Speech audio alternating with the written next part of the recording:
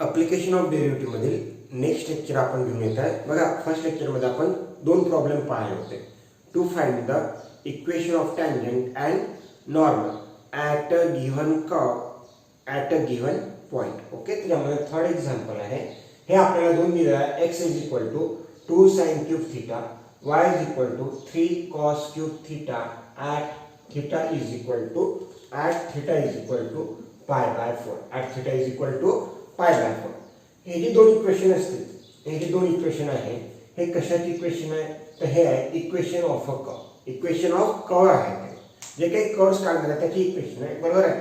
आणि आपल्याला theta is equal to pi by 4 याच्यासाठी काय करायचं? इक्वेशन ऑफ टँजंट आणि नॉर्मल जे दोन एक्झाम्पल घेते त्याच्या पुढचं थर्ड एक्झाम्पल आहे. फर्स्ट मधलं थर्ड सॉल्व पाहिजे. ओके, आता बघा, सर्वात पहिले तर सोल्युशन मध्ये आपल्याला विचार काय करावा लागेल? नो डाऊट आपल्याला स्लोप काढावा लागतो. स्लोप काढण्यासाठी आपल्याला dy बाय dx पाहिजे. dy by dx. मग या ठिकाणी जर आपल्याला dy बाय dx पाहिजे तर y ला डायरेक्टली डिफरन्शिएट करता येत नाही with respect to x, because y is expressed in terms of theta. So we can differentiate y with respect to theta. So it can be dy by d theta upon dx by d theta. हे सुद्धा आपण derivative मध्ये पाहिलेलं आहे. dy by dx काढायचं आहे, पण y आणि x हे जे फंक्शन आहे हे फंक्शन थीटाचे आहे. So dy by dx is equal to dy by d theta upon dx by d theta.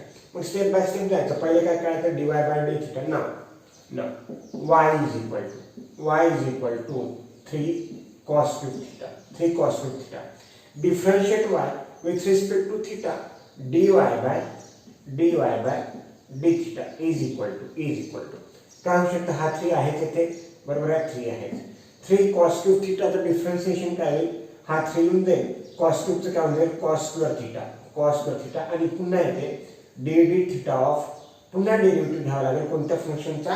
कॉसचा. आपण जो पहिला डेरिव्हेटिव्ह काढला हा काढला क्यूबचा काढला तर हा 3 येते. हा झाला cos square theta. आता काढावा लागेल आपल्याला कशाचा? कॉसचा. dd theta ऑफ किंवा derivative of cos theta. Okay, now is equal to 3 multiplied by 3 म्हणजे किती? 9. हा झाला cos square theta, बरोबर आहे. dd theta of cos theta म्हणजे काय आला पाहिजे? Minus sin theta. Okay, they dy by d theta is equal to minus 9. Okay, आणि हा मायनस 9 मल्टिप्लाइड बाय मायनस म्हणजे minus 9. Okay, then here it is cos square theta into sin theta. Okay, मग हे जे आहे हा जो आहे हा झाला आपल्यासाठी dy by d theta. मग आता आपल्याला असंच काय दिलेलं आहे? x दिलेला आहे. x काय दिला आपल्याला? 2 sin cube theta. x दिलेला आपल्याला 2 sin cube theta, बरोबर आहे. x is equal to 2 sin cube theta. Now differentiate x with respect to theta. dx by d theta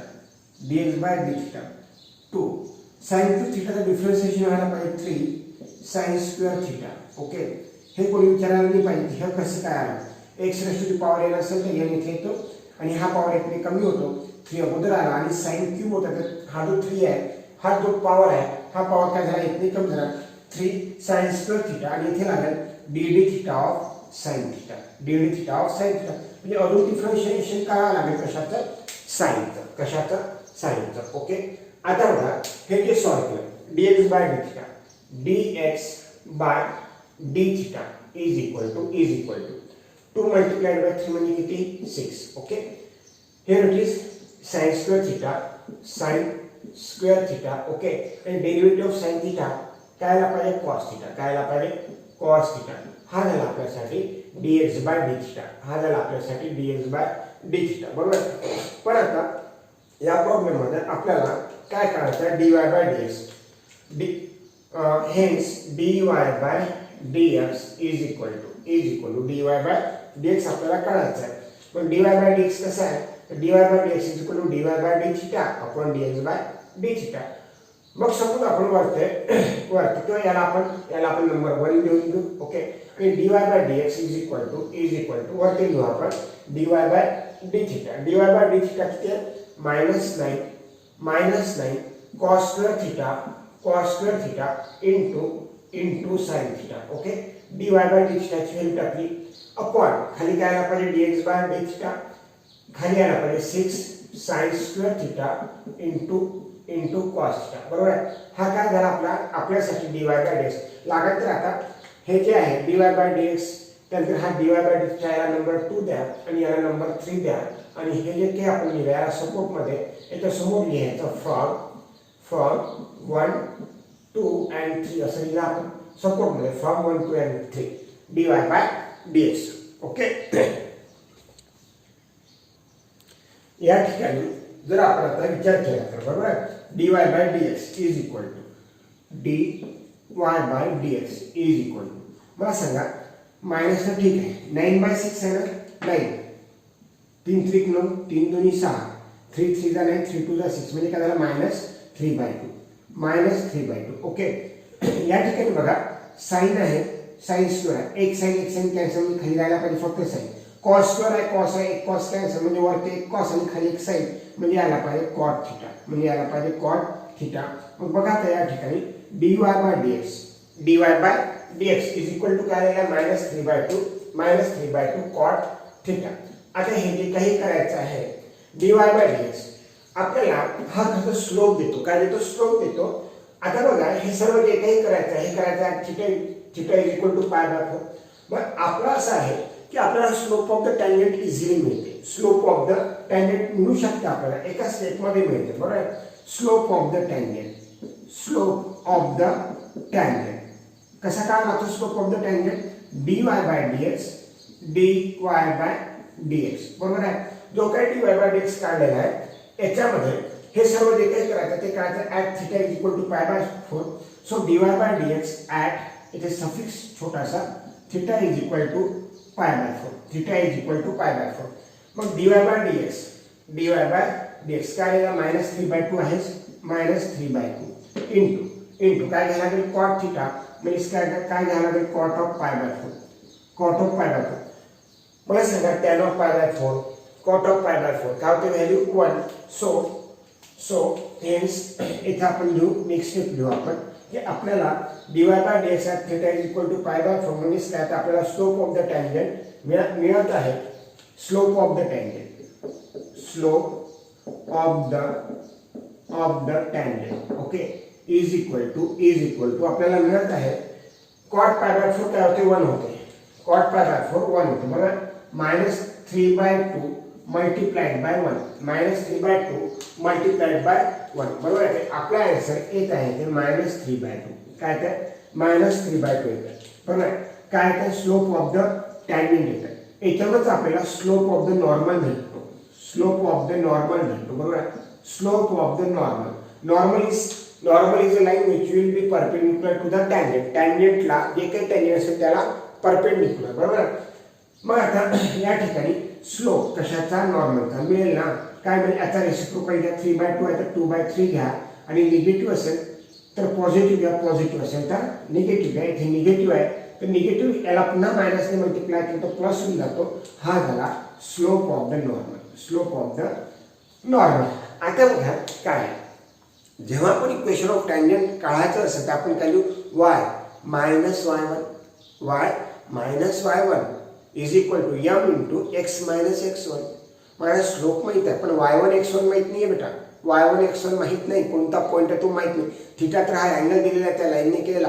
आपल्याला y1 x1 आपल्याला माहित नाही पण काढता येते सिम्पली x1 y1 म्हणजे असा पॉईंट की जो पण त्या कर्ववर लाय होतो तो आपल्याला x इज इक्वल टू आणि y is equal to in terms of theta दिलेला आहे ना. बरोबर. मग काय करायचं बघा ही स्टेप एक नवीन स्टेप आलेली आहे. बरोबर आहे. आपल्याला to find the coordinates of point coordinates of point. Okay, to find the coordinates of point at theta is equal to π/4.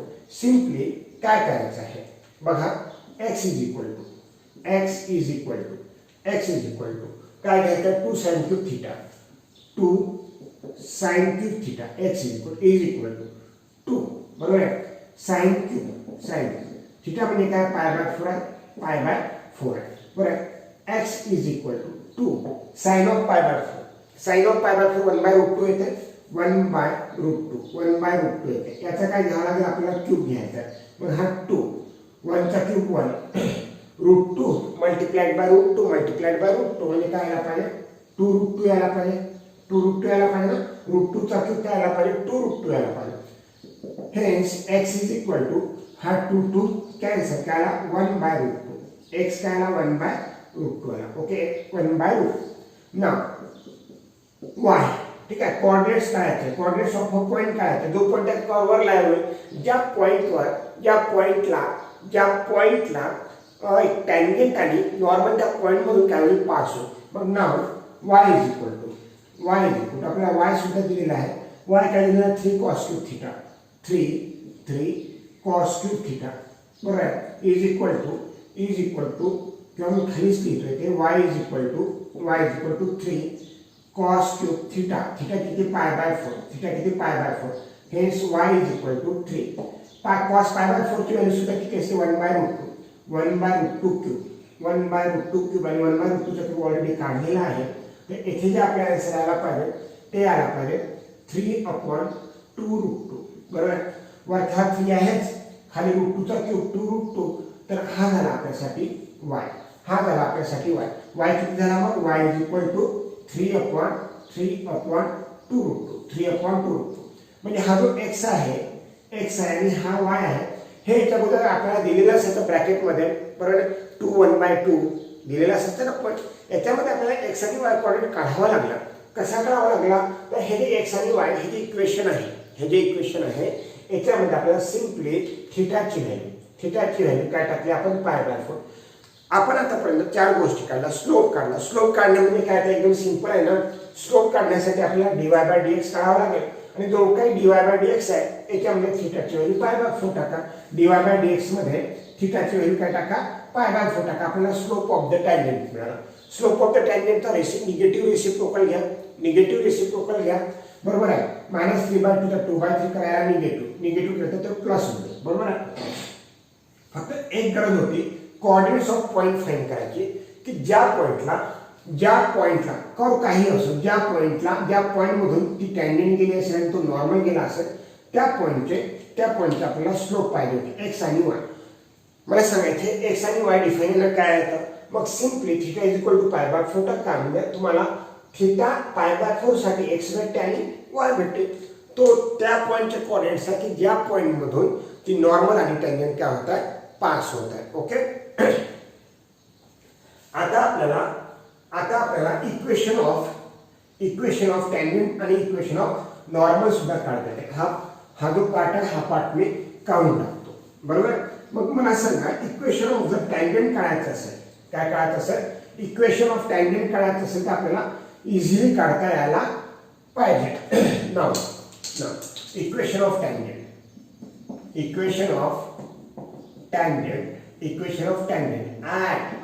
At बघा काय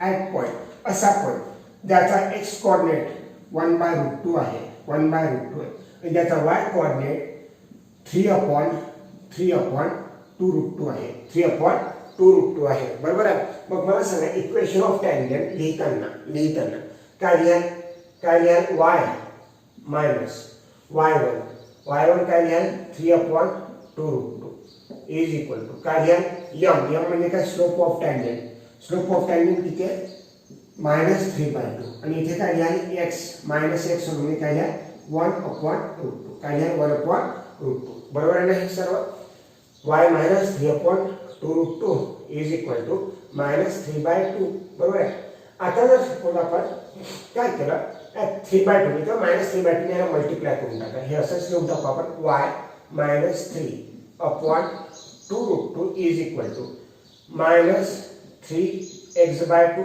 मायनस चं मल्टिप्लिकेशन प्लस होऊन जाईल बरोबर 3 मल्टिप्लाइड बाय 1 म्हणजे हा 3 होऊन जाईल आणि खाली हा 2 मल्टिप्लाइड बाय √2 म्हणजे काय होऊन जाईल 2√2 होऊन जाईल काय होऊन जाईल 2√2 बरोबर आहे आता या ठिकाणी बघा x आणि y हा जो आहे -3/2x आहे आणि हा काय तर y आहे शक्यतो x ची टर्म बघा इक्वेशन काढताना पॉझिटिव्ह मध्ये आणायची म्हणजे हा x ची टर्म इकडे मायनस मध्ये आली तिकडे जाताना प्लस मध्ये घ्यायला म्हणजे ही टर्म आपण इकडे शिफ्ट करताना काय होईल प्लस तर आपण लिहिणार नाही 3x/2 here it is already y च्या अगोदर काही नाही प्लस आहे plus y okay then here it is minus 3 upon 2 root 2 minus 3 upon 2 root 2 लिहिला आणि ही जी प्लस 3 by 2 root 2 आहे ही सुद्धा टर्म या बाजूला शिफ्ट करा काय होईल minus 3 upon 2 root 2 या बाजूच्या दोन्ही टर्म या बाजूला लेफ्ट हँड साइडला शिफ्ट केला इकडे काय राहायला पाहिजे 0 इकडे काय राहायला पाहिजे 0 ओके आता बघा थोडंसं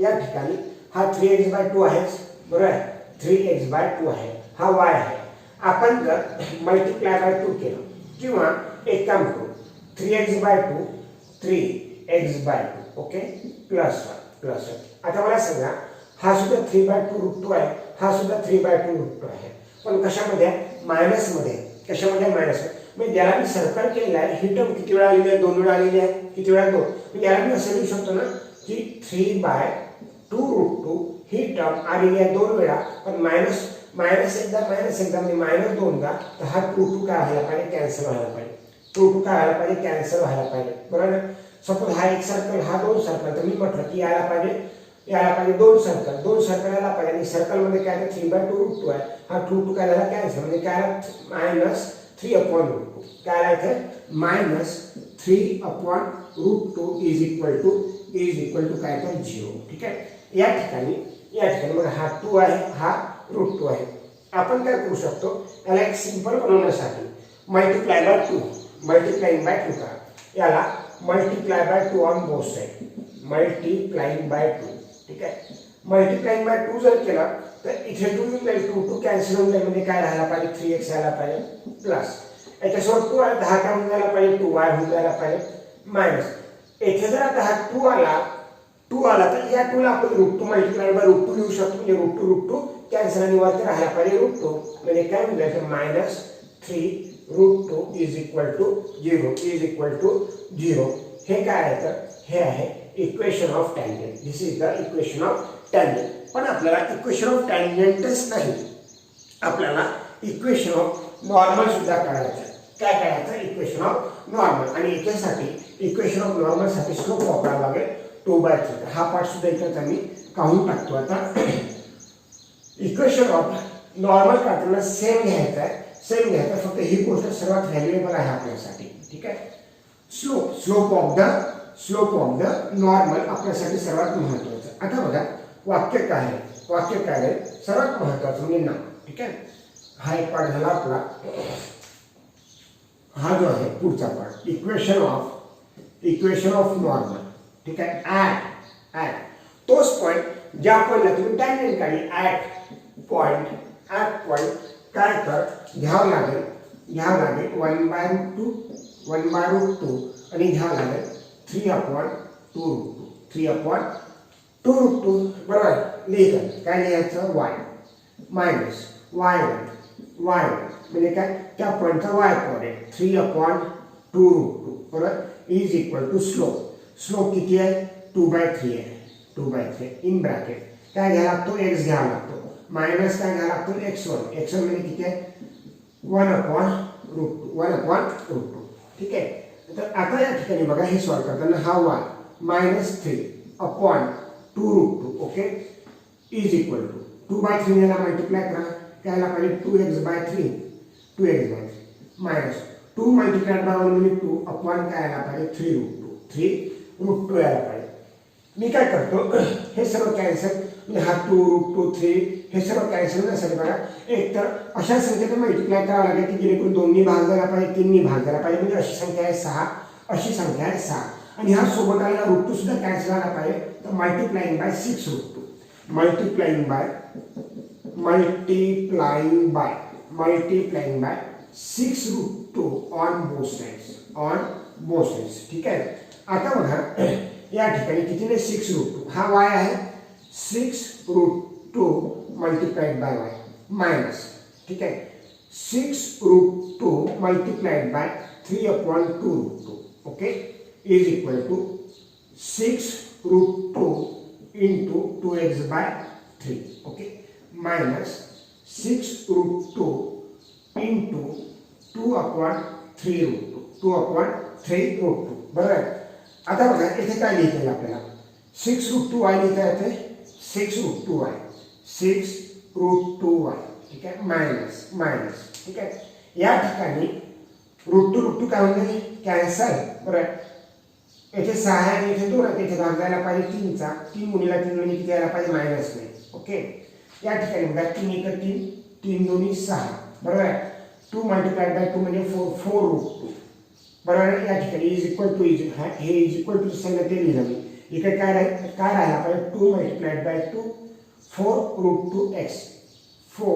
√2x, ओके, मायनस हा √2 कॅन्सल, 3 × 3, 3 2 6, 2 × 2 म्हणजे 4 म्हणजे काय राहिला पाहिजे -4. आता ते काहीच राहिले नाही, x ची टर्म या बाजूला ऑलरेडी पॉझिटिव्ह, त्याला पॉझिटिव्ह राहू द्या, बरोबर आहे. मग काय करा, हा जो 4√x आहे, 4√x आहे, y ची टर्म या बाजूला घेऊन या, म्हणजे -6√2y, ओके. आणि हा जर मायनस केला +9 -4 म्हणजे काय आला पाहिजे +5, +9 -4 म्हणजे काय आला पाहिजे +5. इकडे काही नाही म्हणजे काय राहायला पाहिजे 0, काय आला पाहिजे 0. This is the equation of normal. लिहिताना नो डाऊट त्याला असे द्या 4√2x -6√2y + 5 is equal to 0 is the equation of normal. याच्यामध्ये थिटा दिलेला होता, x तो पॉइंट दिला नव्हता, xy दिलेला नव्हता, सिम्पली dy/dx काढला. x आणि y हे फंक्शन होते थिटाचे, त्याला dy/dθ dx/dθ. dy/dx काढताना dy/dθ अपॉन dx/dθ काढला, बरोबर आहे. थिटा आपल्याला π/4 दिला, मग θ इज इक्वल टू π/4 त्याच्यामध्ये टाकलं तर फर्स्ट डेरिव्हेटिव्ह काढा, त्यामध्ये थिटाची व्हॅल्यू π/4 टाका, तुम्हाला भेटायला पाहिजे slope of the tangent. Slope of the tangent म्हणजे स्लोप ऑफ द नॉर्मल झालं. मग इक्वेशन ऑफ टँजंट मी लिहिलं असतं तर किती ठीक आहे, y - y1 is equal to m × x - x1. पण तो जो y1 x1 आहे स्लोप माहित होता, पण y1 x1 म्हणजे ज्या पॉईंटला ती टँजंट आहे तो पॉईंटच माहित नव्हता. तो पॉईंट काढण्यासाठी काय केलं, x आणि माझे डायरेक्ट दिलं होतं ना, त्यामध्ये थिटाची व्हॅल्यू π/4 टाकली. तो आपण x1 y1 घेतला, म्हणजे तो आला आपल्यासाठी पॉईंट की ज्या पॉईंटमधून नॉर्मल आणि टँजंट काय होतं पास होता. It is the point through which the normal and tangent is passing. Okay, तर अशा प्रकारे हे प्रॉब्लेम सॉल्व्ह करा. काही डिफिकल्टी आली तर मला तुमचा जो प्रॉब्लेम आहे तो प्रॉब्लेम मला माझ्या व्हॉट्सअपवर टाका किंवा मला कॉल करा.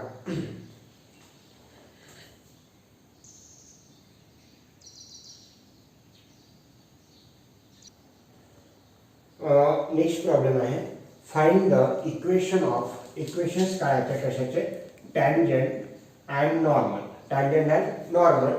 To the curve y is equal to x² + 2 × e⁻x + 2 at point दिलेला आहे 0,4. हा जो आहे हा आपल्यासाठी काय असेल x1 y1 असेल, काय असेल x1 y1 असेल, बरोबर आहे. मग आता सोल्युशन काढताना हे जे प्रॉब्लेम आहे हे तुमचं मिसलेनियस एक्सरसाइज 2.1 मधला फर्स्ट प्रॉब्लेम आहे. ओके, आता बघा हे प्रॉब्लेम सॉल्व्ह करताना simply y is equal to x² + 2 × e⁻x + 2 हे आपल्याला दिलेलं आहे, ठीक आहे. यालाच मी डायरेक्ट डिफरन्शिएट करतो, differentiate with respect to x, बरोबर आहे. dy/dx is equal to x² चं डिफरन्शिएशन 2x + 2 e⁻x कॉन्स्टंट आहे, कॉन्स्टंटचं डिफरन्शिएशन काय आला पाहिजे 0 यायला पाहिजे, तो इज अ कॉन्स्टंट, ठीक आहे. आपल्याला तर भेटलंय काय मिळाला dy/dx मिळालंय आपल्याला. मग आता सिम्पली dy/dx आपल्याला जर स्लोप काढायचा असेल कशाचा, स्लोप ऑफ द कशाचा, टँजंटचा काय काढायचं आपल्याला, स्लोप काढायचा. टँजंटचा स्लोप काढण्यासाठी सिम्पली आपल्याला एकच करावं लागतं dy/dx ॲट पॉईंट कोणता 0,4 ॲट येथे लिहावं लागेल आपल्याला 0,4 ॲट 0,4 इज इक्वल टू. मग आता dy/dx जो काही आहे याच्यामध्ये x ची व्हॅल्यू आता बघा 2 मल्टिप्लाइड बाय +2 × e⁻x ची व्हॅल्यू x आलेला आहे dy/dx मध्ये. तर याच्यामध्ये आता जर आपण x ची व्हॅल्यू x कोऑर्डिनेट बघा काय 0, हा 0 आणि इथे सुद्धा 0 इज इक्वल टू 2 × 0 काय आला पाहिजे 0 आला पाहिजे, ठीक आहे. हे तर टर्म काय झाली 0 झाली, प्लस 2 × e⁻0 काय आला पाहिजे 1, बरोबर. मग या ठिकाणी जो स्लोप आहे, स्लोप कशाचा, टँजेंटचा स्लोप निघाला 2 into 1 म्हणजे किती 2 is the slope of the tangent 2 is the slope of the tangent. पण याच्यावर मला सांगा आपल्याला काय मिळायला पाहिजे slope of the normal easily मिळायला पाहिजे. हेच स्लोप ऑफ द नॉर्मल मिळायला पाहिजे. स्लोप ऑफ द नॉर्मल मला सांगा जर हा जर 2 असेल तर याचा रेसिप्रोकल काय आला पाहिजे 1/2 काय आला पाहिजे 1/2. पण हा जो 2 आहे हा पॉझिटिव्ह असेल तर इथे काय आला पाहिजे हा निगेटिव्ह रेसिप्रोकल काय आला पाहिजे निगेटिव्ह रेसिप्रोकल झाला. आता आपल्याला दोन्ही स्लोप भेटले टँजेंटचा आणि नॉर्मलचा. मग काय ना हेन्स इक्वेशन ऑफ काय टँजेंट बरोबर टँजेंट काढायचे आपल्याला. इक्वेशन ऑफ टँजेंट ॲट कोण्या पॉईंटला काढायचं आपल्याला ॲट 0 4 ठीक आहे. काय लिहावं लागेल y minus y1 is equal to m into x minus x1. ह्याच तर व्हॅल्यू आपण प्रत्येक वेळेस फाइंड करत आहे. या ठिकाणी बघा या ठिकाणी आपण y मायनस y1 किती आहे तर 4 ठीक आहे 4 y मायनस y1 m ची व्हॅल्यू m काय तर स्लोप ची व्हॅल्यू टाकताना ते बरोबर पाहायचं स्लोप ऑफ द टँजेंट किती आहे तर हा 2 आणि x मायनस x1 किती आहे तर हा 0. मग काय एकदम सिंपल झालं या ठिकाणी y minus 4 is equal to 2x y minus 4 is equal to 2x 2 multiplied by 0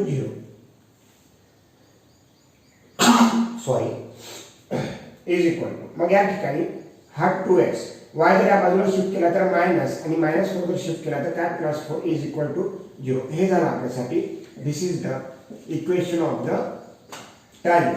now we have to find equation of the normal. ठीक है at same point at 0 4 बरोबर आहे. पुन्हा y मायनस y1 ची value y coordinate किती 4 is equal to m म्हणजे काय slope of the normal किती आहे -1/2 इंटू x मायनस x1 किती तर हा 0. ओके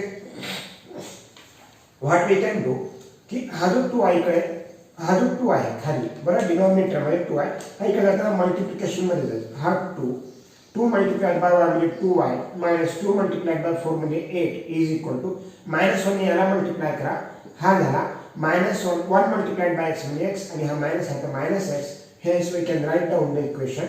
मी इथेच लिहितो काय तर हा मायनस एक्स इकडे घेऊन या प्लस एक्स ऑलरेडी 2y आहे आणि हा मायनस एक्स इज इक्वल टू 0.